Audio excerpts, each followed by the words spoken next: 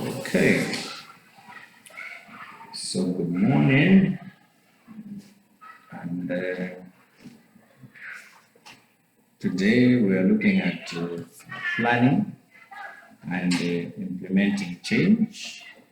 We are basically following the diagram that you drew concerning the general model of change. So, as we have stated, it's a generic model, but they are also, you should also remember that they are the other three models that we discussed about. The three-step model by Kurt Lewin, the action research, and the positive model. All right. So these are three models that you need to understand them, and they are very crucial in this particular subject. Particularly, the three-step model is a very easy model to remember and easy to understand as well when it comes to issues concerning change.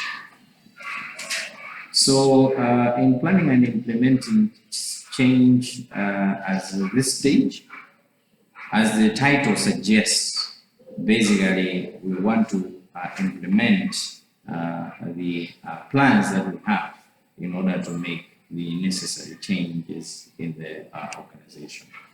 So in order to do that, I did tell you that there are certain interventions, programs. Yeah, I would say programs maybe to make it simple for you to understand, but we are looking at interventions that we are going to focus on that can be implemented in the organization in order to bring about this change in the organization. However, it is important that as we are making these action plans and implementing these interventions, we have to also take into account different factors, because there are some changes that will be difficult to implement depending on various situations. Yeah? In the first place, is the organization ready for change? Yeah? Because if, as an organization, we are not prepared for change, whatever intervention we are going to bring, it may not succeed. Okay? So what does it mean, being ready for change? It means that people should also understand the problems that the organization is facing. Okay? Because if people do not understand and you begin to implement certain strange, to them it will be strange things, then obviously there's going to be resistance. Right? Yes. So in order to bring in this readiness, a preparation, what we are saying is that the employees in the organization should be involved and should understand the problems at hand and should know the reasons why we want to bring about change in the organization.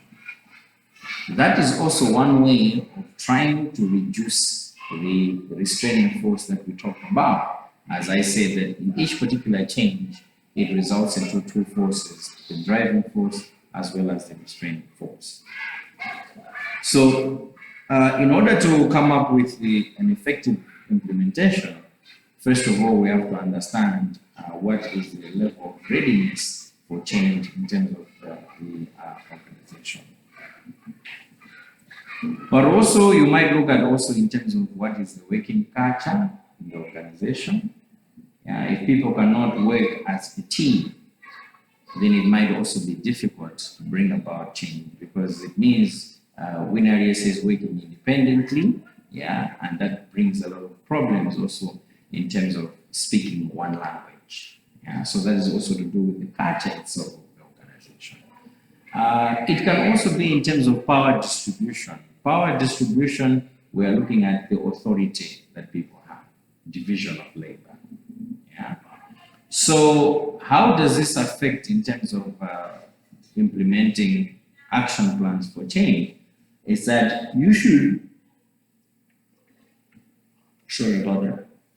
understand that the reason why sometimes people may resist change is because one of it is maybe they are looking at that they are going to lose the power that they have. Okay? Because changing positions or changing things in the organization may mean sometimes that people have less power, less authority over certain things. Yeah. So the question is to also understand how has power been distributed evenly in the organization. Although power cannot be evenly distributed in the organization, that's why we have superiors and we have subordinates. Yeah, but of course at their level, what is it that they also have as their own capacity or mandate? Yeah, or what is their limit in terms of what they can do and what they cannot do? Eh? Yeah, because that can also tell you in terms of your power, but it can also tell you in terms of where is your what, your limit. Eh?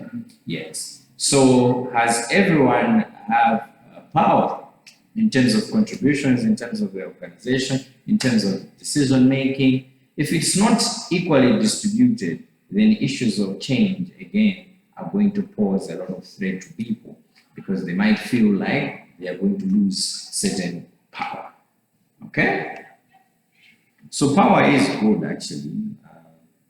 That's what maybe people feel like is what influences other people to do their job. Yeah.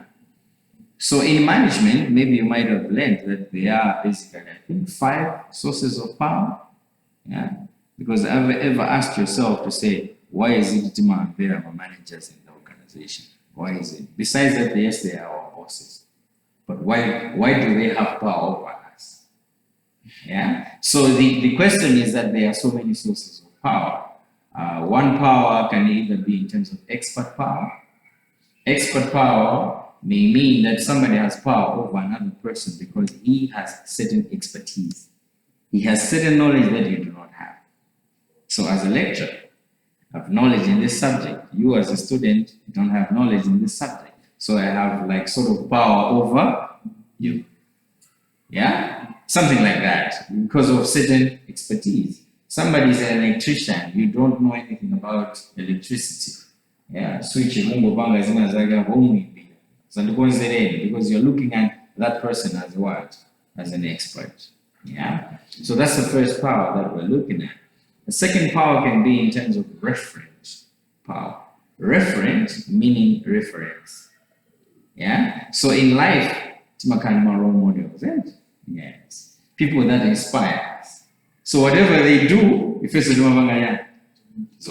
will follow it. Yes. So even lecturers are told to be dressing up exemplary, behavior-wise, they should be exemplary. Why? Because you look at us as your what? Your role models. Yeah. So that is also power over other people because you're influencing other people naturally by your behavior because people see you as somebody who they can refer to.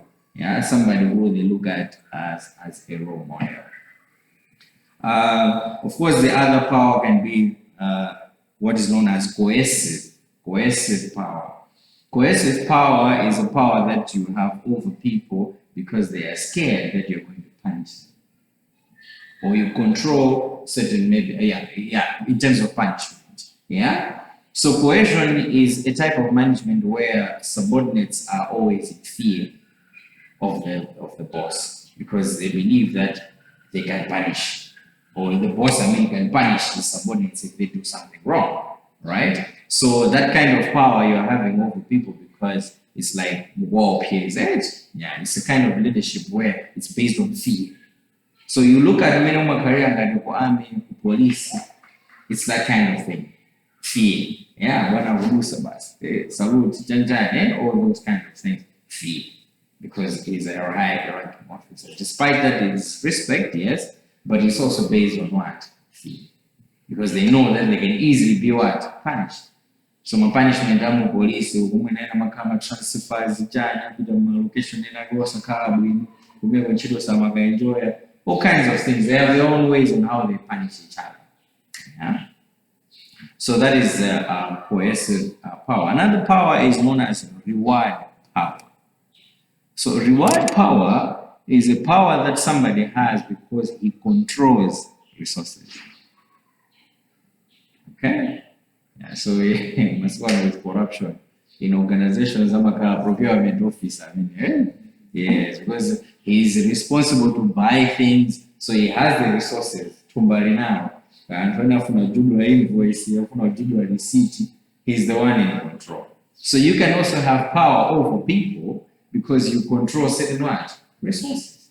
And these resources that we're looking at can be in terms of financial resources or any other kind of resources. Okay? Yeah, so that one is a reward power. The other last one, the fifth one, is known as legitimate.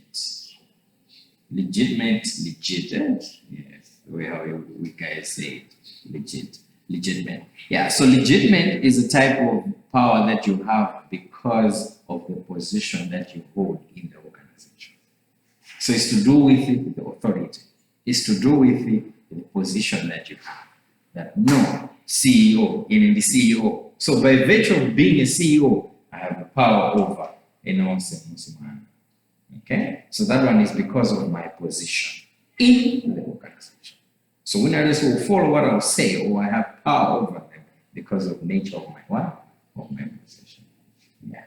So those are the sources of power. So what we are saying is that this power, everybody strives to have a certain, element of power.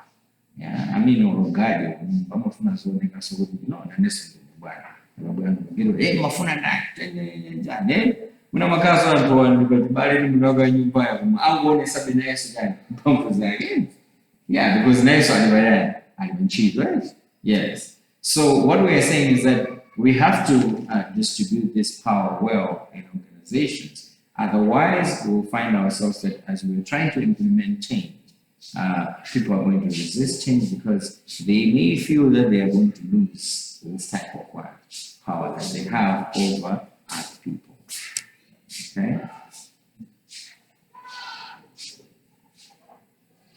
Not only that, if you remember correctly, when we were looking at the stage of entering and contracting, on contracting, we said one of the things that we have to also look at is in terms of the capability of the OD practitioner, okay, or the consultant. And we talked about that this is heavily dependent on his skills. It is also dependent on his previous experience. So the same also when implementing change, what we're saying is one of the factors that can also affect the level of effectiveness to implement this particular change is heavily dependent on the agent's skill and his ability.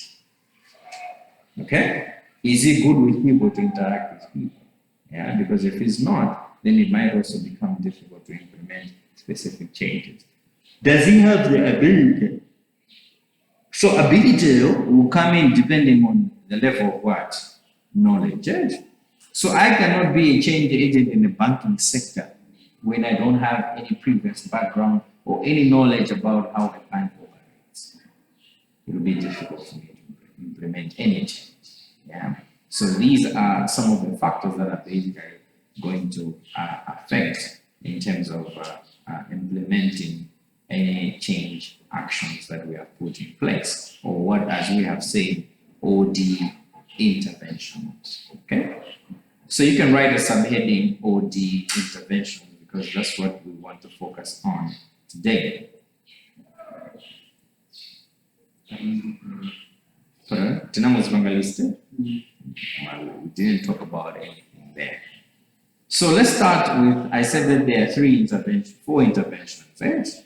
Yeah. So the first one is known as human process intervention. Yeah.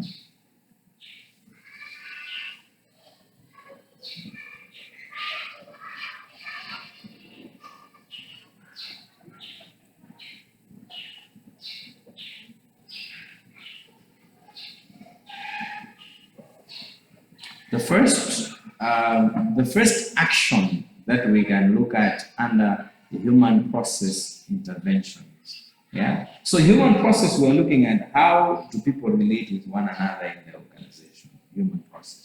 Okay? In management, there is a theory known as human relations. You remember it? Human relation? Yeah, Hawthorne studies. Yeah? Known as many more about the Hawthorne effect. You remember that? Yeah? Not considered. Okay, fine. But if you remember, it was talking about how basically people relate with one another, issues of group interaction. Yeah? Yes. So the first thing that we're going to look at under the human process intervention as an action that we can take is concerning the process consultation.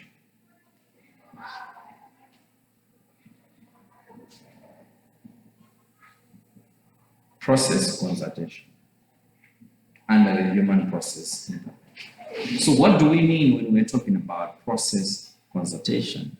Under this, I will explain, but write down the notes. Process consultation. This intervention focuses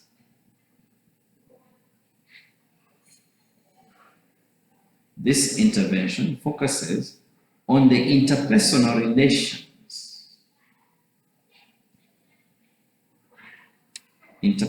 relations and the social dynamics occurring in work groups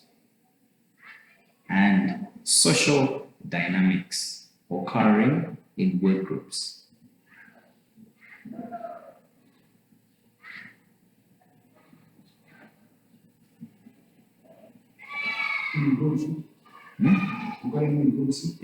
work groups. First, I'll continue. Typically, the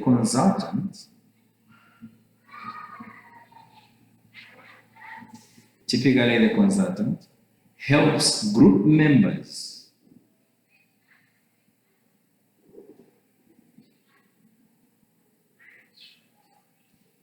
to diagnose or to analyze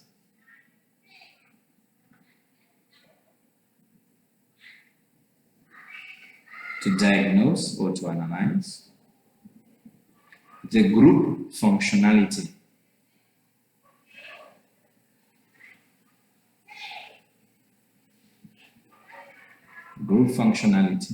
and devise appropriate solutions to process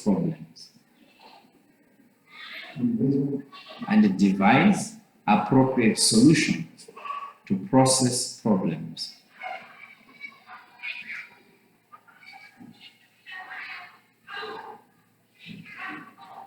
Such as dysfunctional conflict,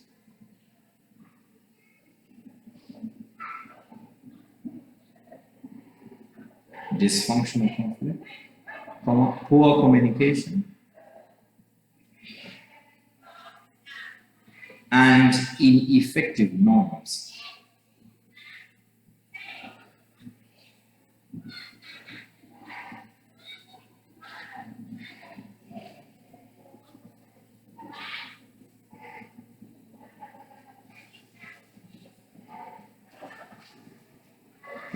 So there are times where the organization is affected, but we don't know what is affecting what, or what is the source of the problems that we are facing in the organization.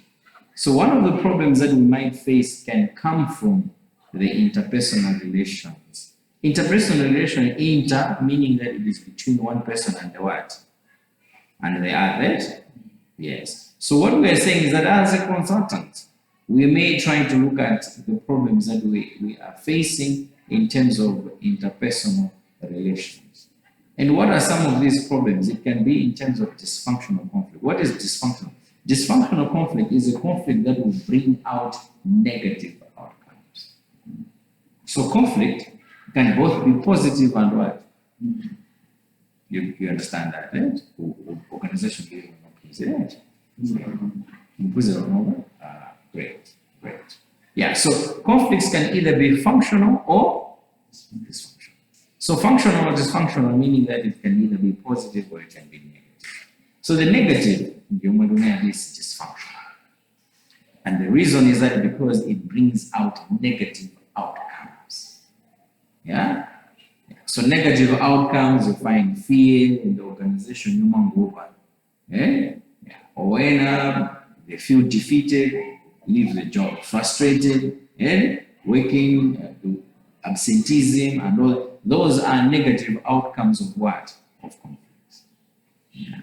So these are issues that, again, also when we're bringing in change in the organization, we have to also make sure that besides looking at other things, we should also look at how do people what relate to one another.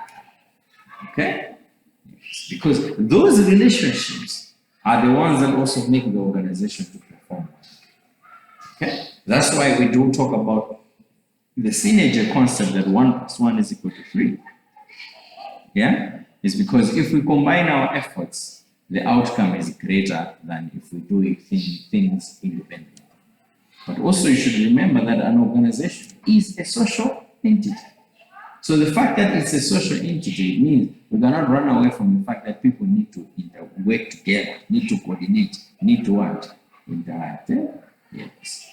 So what the OD practitioner does, or the consultant does, is simply to highlight some of the problems so that people can have the skills and understanding on how they can solve problems within the what? Within the organization. Okay? So we also have in conflict resolution to say, how can we resolve specific conflicts that happen in the organization?